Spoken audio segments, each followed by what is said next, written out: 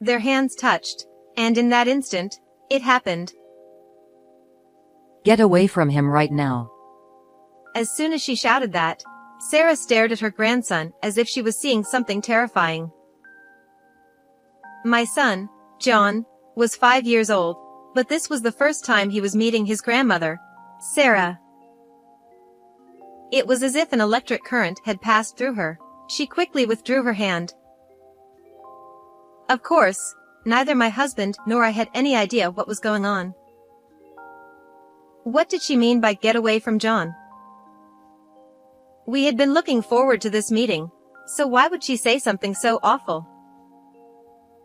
Trying to remain calm, my husband asked for an explanation. Mom, what's going on? Did John do something? Don't you two feel anything? Ignoring our confusion, she said this with an eerie calmness. What was she talking about? She sighed briefly and then spoke again. Listen, this child is being targeted by a powerful malice. Powerful malice? My husband and I exchanged bewildered looks. Who could be harboring such malice? I can't think of anyone. As my mind spun in circles, my husband suddenly stood up. After a short while, he returned with his laptop in hand. Could it be this person? He opened a video on the laptop and placed it in front of Sarah. I thought it was unlikely she'd recognize anything from it, but her eyes widened in shock. That's them. That's the source of the malice. I'm certain of it. Then, Sarah began muttering something that made us even more uneasy. My name is Nancy. I run a bakery with my husband, Jason, and today, as usual, the shop is busy. Early in the morning, we make sandwiches, arrange freshly baked bread, and do a quick sweep in front of the store before opening. As soon as the doors open, customers come in, eager for the warm, freshly baked bread. While enjoying casual conversations and introducing our seasonal bread, customers smile and say things like, "That looks delicious." We've gained a lot of regulars over time, and chatting with them always makes me happy. But once, I was just a customer, too, visiting this bakery regularly. Before I knew it, I found myself not only drawn to the bread but also to Jason, the owner. That's how we started dating and eventually decided to get married. When we got engaged, Jason told me, I need to tell you, I've been divorced once. When I quit my corporate job to open this bakery, my ex-wife and I split up. He said this in a strained voice, and I could sense how painful that memory was for him. She didn't want the financial instability. But I chose to follow my dream of owning my own shop. That's the kind of man he is. He warned me that there might be times when he would prioritize the shop over our family, that he might not always be available to help with raising kids. We talked a lot, struggled with those thoughts, but in the end, we decided to be together. Don't worry. We'll figure it out, and I'll make sure everything works. I smiled as I took his hand. After that, we visited his mother, Sarah, and got registered. Jason and I were so full of happiness, convinced that no matter what came our way, we could overcome it. Sarah, my mother-in-law, is elderly, yet she lives alone in the countryside, far from where Jason and I live. According to Jason, Sarah has a strong spiritual sensitivity, and being around too many people exhausts her. I don't have any sense for things like spirits or the supernatural, so I don't really understand it. But as Sarah says, sometimes, it's better not to be able to feel those things. That's why she prefers to live in nature, and both my husband and I respect her wish. Even if my body isn't near you, I'm always watching over you with my heart. That was one of her favorite sayings. It was a strange sentiment, but somehow, it gave me comfort and reassurance. The year after we got married, my husband and I were blessed with a baby boy, whom we named John. Watching him grow day by day brings us endless joy. I feel like I want to capture every little change in a photo. Though there's a bit of sadness in seeing him slowly become more independent, I know he'll keep growing just like this. By the time he turned 5, he had become quite talkative. But sometimes, he would say strange things. For instance, he'd wave happily at people passing by and say, "Bye-bye." But then, at the park, he said something odd to a person walking their dog. "Hey, there's someone riding on you." Of course, no one was riding the dog, nor was there anyone else around. Another time, while we were at the supermarket during checkout, he looked at the cashier and asked, "Who's on your back?"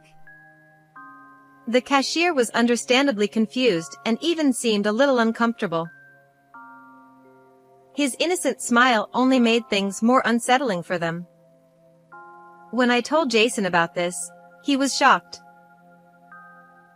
Maybe he inherited my mom's gift. You mean it skipped a generation? Yeah. Maybe we shouldn't let him talk too much about it in public. Of course, it was impossible to control what he said at kindergarten, but we started encouraging him to zip your lips whenever we went out. Still, he was just a 5-year-old, and there were limits to what we could do. Even though he's my own child, there's something mysterious about him. If he inherited your mom's ability, maybe we should ask her for advice? John and Sarah have never met in person. When he was born, a severe illness was sweeping across the US, making it impossible for us to visit. Now that things have calmed down, I've been thinking we should reach out to Sarah soon. Around the same time that we were worrying about John's unusual comments, there were also some changes at Jason's bakery. It wasn't that sales were picking up or that we were getting media inquiries. Sadly, we started seeing negative comments about the bakery on social media. People claimed the bread was soggy, the sandwiches smelled, or that the owner had a bad attitude. Even Jason was troubled by it. I always serve freshly baked bread, so why are they saying this? And was my attitude really that bad? He vented his frustration one night while sipping a cold beer. Whether it was because of the posts or not, fewer customers had started coming in. Of course, we had been using social media ourselves, posting about seasonal specials and running promotions, which had helped us build a customer base. But now, with these negative posts floating around, fewer people seemed interested in coming. In this era dominated by social media, customers sometimes trust what they rate online more than their own experiences. I don't think we'll lose all our customers overnight, but things aren't looking good, and we need to turn this around somehow. One day, while I was sweeping in front of the store and getting ready to open, I noticed a garbage bag had been left there. Puzzled, I picked it up. "What's this?" Hoping it wasn't something dangerous or toxic, I peeked inside. It was just regular household food waste. Why would someone leave a bag of garbage here? Who would do this? Nancy, what's wrong? Did something happen? Jason came over, noticing me frozen in place. I told him someone had dumped a bag of food waste in front of the store, and he looked confused for a moment. But then he shrugged it off, smiling. Don't worry about it. It's probably just a mistake. Here's how you deal with it. He tossed the bag into the large dumpster behind the shop. Was it really nothing to worry about, like Jason said? As I stared at the silent dumpster, I couldn't shake the feeling that something bad was coming. A week later, it happened again. This time, there were 3 bags, and the smell was awful. Even Jason frowned at the sight. As he threw the bags into the dumpster, he muttered, This isn't a trash dump. The garbage kept appearing, and just as we were growing frustrated, strange things started happening to John. He suddenly began waking up at night, crying, or trembling in fear. Mommy, I'm scared. He would get up in the middle of the night, come to me, and start crying. He'd never done this before. What could be causing it? Did you have a bad dream? He only shook his head, burying his face in my arms, sobbing quietly. Don't come near me. Go away. Both Jason and I stayed with John until he fell asleep that night. After he had calmed down and drifted off, Jason sat down with a beer, deep in thought, and finally said, If this keeps up, maybe we should file a report with the police. About the garbage? But we'd already thrown it away, and no one had seen who was leaving it. I doubted the police would do much without evidence. After talking it over, we decided to install a small security camera outside the store to monitor the situation. At the same time, fewer customers were coming in, likely due to the negative comments on social media. Sales were low, and Jason seemed worn down. I wasn't sure how to lift his spirits. The only thing keeping us afloat was the loyalty of our regular customers.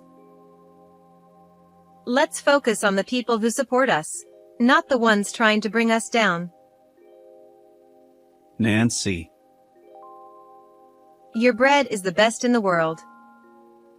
Isn't that right? I gave him an encouraging pat on the shoulder. Yeah, you were right. All right, let's try something new. A brand new bread. Suddenly, Jason's gloom disappeared, replaced by the same enthusiasm he always had when coming up with new ideas for the bakery. His eyes sparkled, just like when we first met, and he would dream up all sorts of bread during our dates. Nostalgia flooded over me as I watched him jot down ideas for new recipes, the table in our living room covered with notes and sketches. It reminded me of the early days of our relationship, and I couldn't help but smile. As if mocking us, it happened. A week later, someone spray-painted graffiti on the store wall. It was a poorly drawn character I vaguely recognized, alongside the words, "Terrible bread." Worse yet, it was done with paint, not something we could easily wash off. People passing by were just as shocked as we were, clearly disturbed by the sight. Since the store faced a busy street, there were always people around during the day, but at night, the area was quiet. It seemed no one had witnessed the graffiti being done. Jason stood there, his lips tightly sealed, his expression dark. He clenched his fists, radiating frustration. Even if they hate my bread, there are things you can and can't do. The security camera had captured a figure, but the footage was too dark, and the angle wasn't right to see their face clearly. Jason filed a report with the police, determined to get to the bottom of it. I won't let them get away with this. Strangely enough, after that, the garbage dumping and graffiti stopped. Perhaps the vandal had noticed the security camera while spray painting and decided to quit. It was likely the same person responsible for the trash bags too.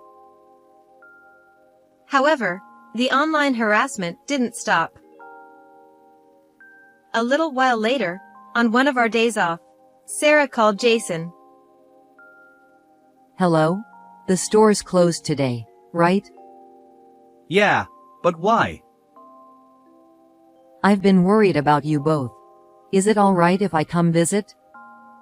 Wait, what? Suddenly? Both Jason and I were surprised.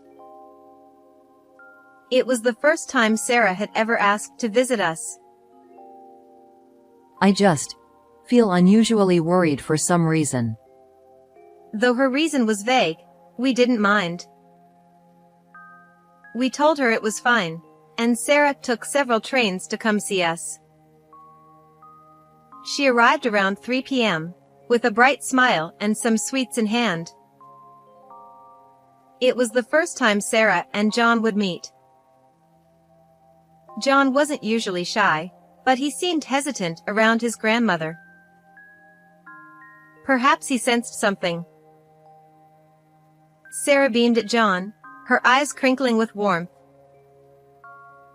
John, it's nice to meet you. I'm your grandma.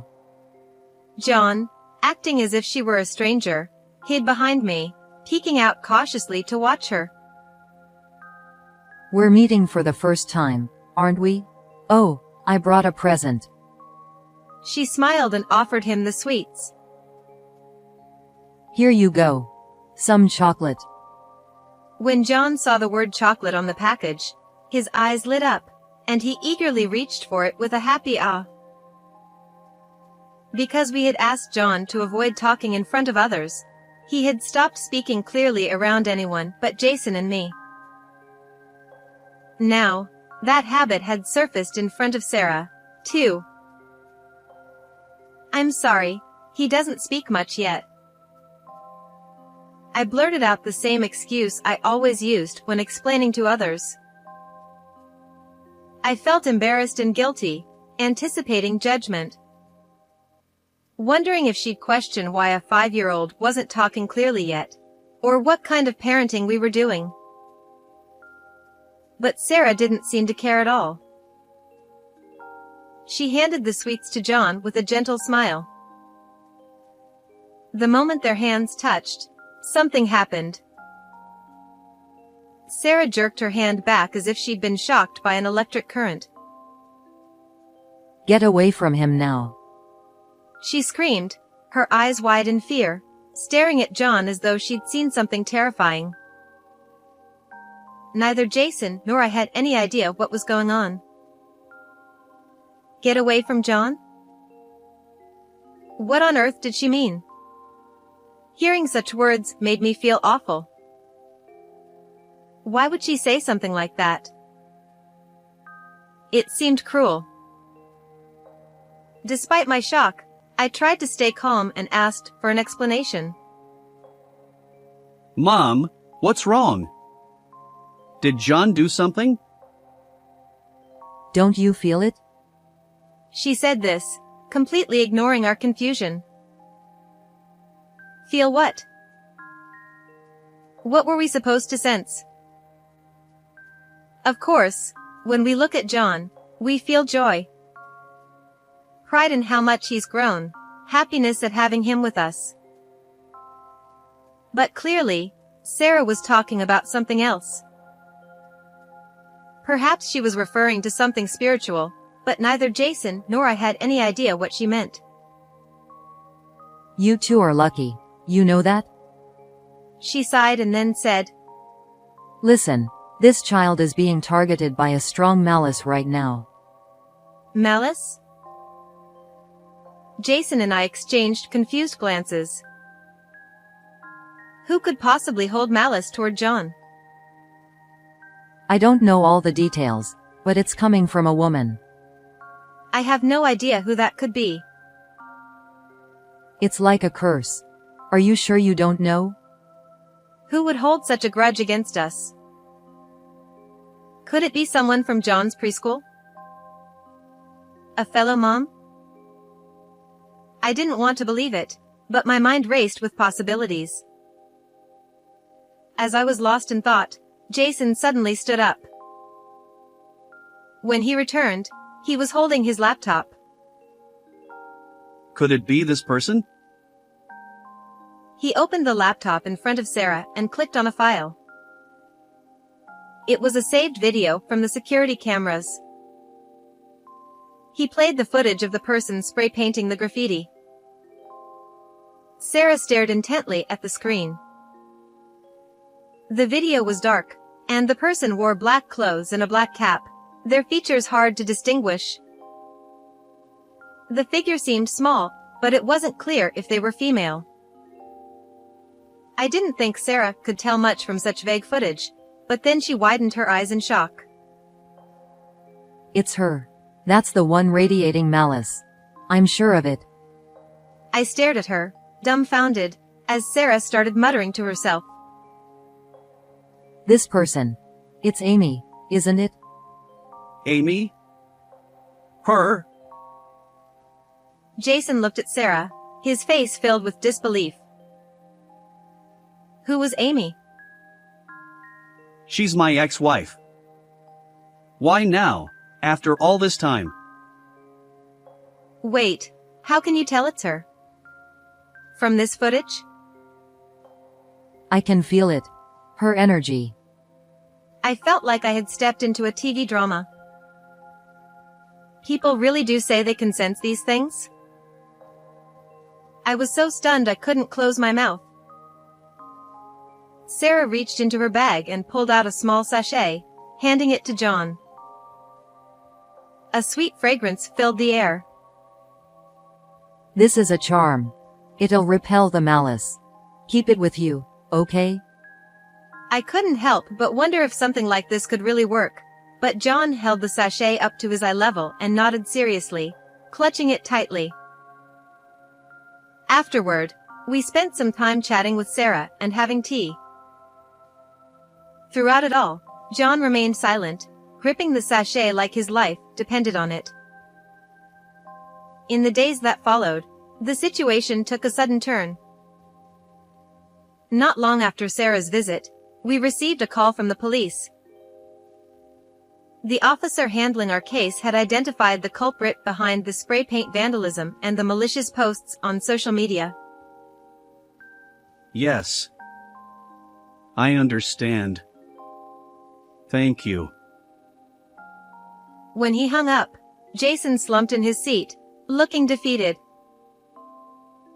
It turns out, the culprit was Amy. Both Jason and I were shocked. Just as Sarah had said, the person caught on the security camera had indeed been Amy. But why would she harass our shop like that? According to what Jason had told me, Amy had remarried after their divorce, to a wealthy man with a well-established family. It made no sense why she'd hold any grudges against Jason or the bakery. I don't know either. We'll talk more tonight.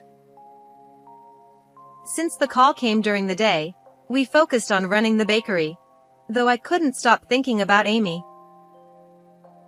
Could she be trying to tear our family apart? The thought crossed my mind more than once. Thankfully, serving customers helped distract me from these troubling thoughts.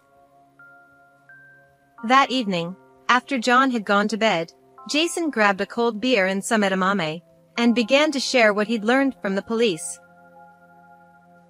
It turns out, Amy and her husband couldn't have kids. Amy had explained everything during the questioning.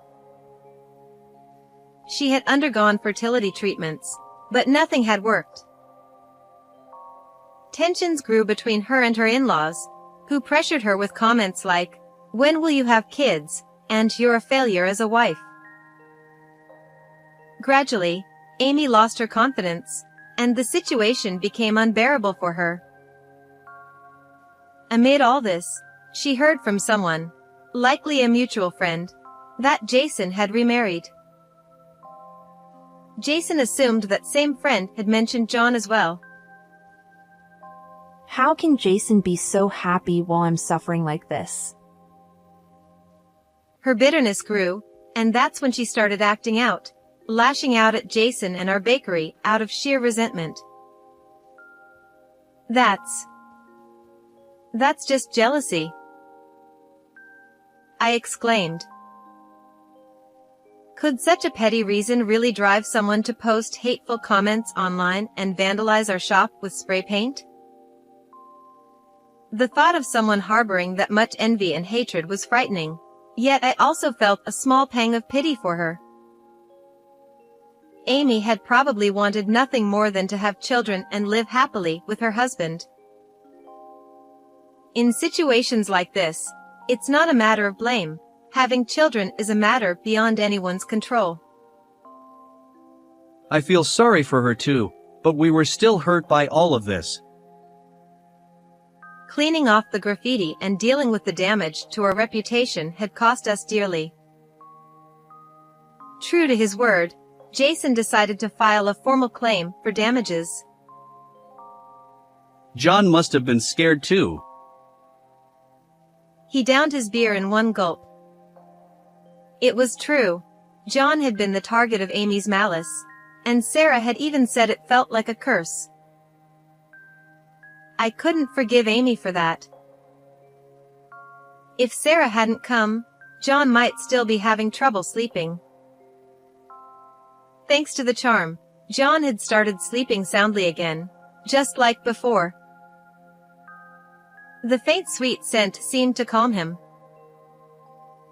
My only worry was whether Amy might try to retaliate or curse us again. When I brought it up to Sarah, she surprisingly laughed.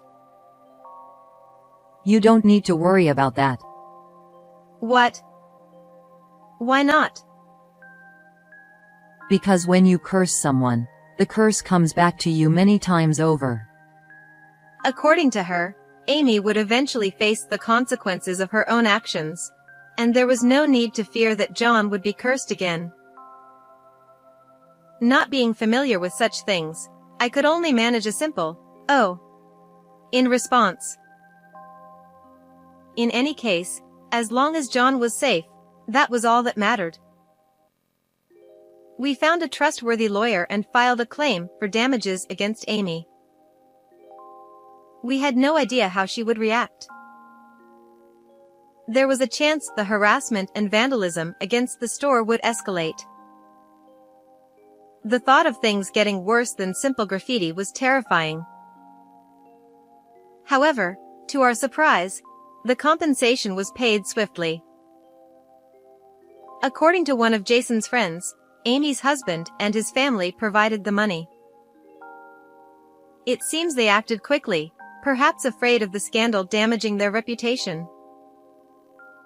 Since then, there had been no more nasty posts on social media or any further pranks at the store. We were relieved. I also heard that Amy and her husband divorced shortly after the incident. Apparently, neither her husband nor his family could tolerate her behavior any longer. They couldn't forgive the fact that she had been harassing her ex-husband and his bakery. Not long after, Amy was hospitalized. It was unclear whether it was due to mental health issues or some other illness. I couldn't help but wonder if, as Sarah had said, some kind of curse had backfired on her. There's a saying that what goes around comes around, and this seemed like a perfect example of it.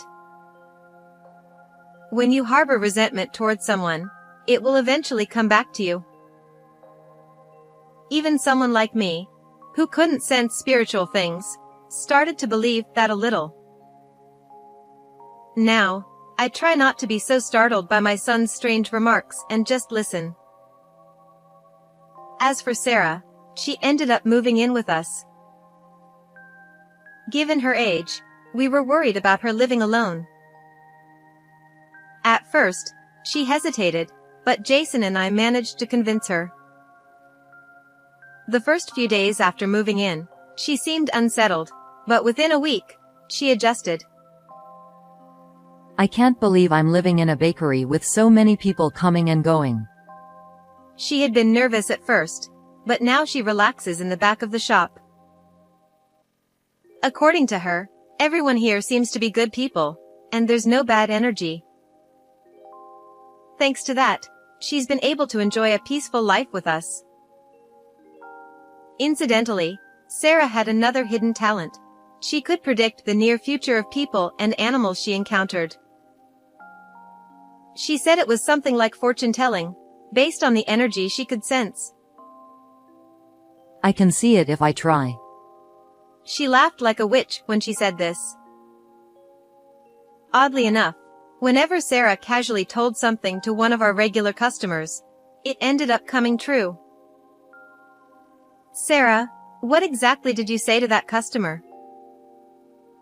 That girl in the suit. I told her she'd get a promotion soon, and she shouldn't quit her job. What?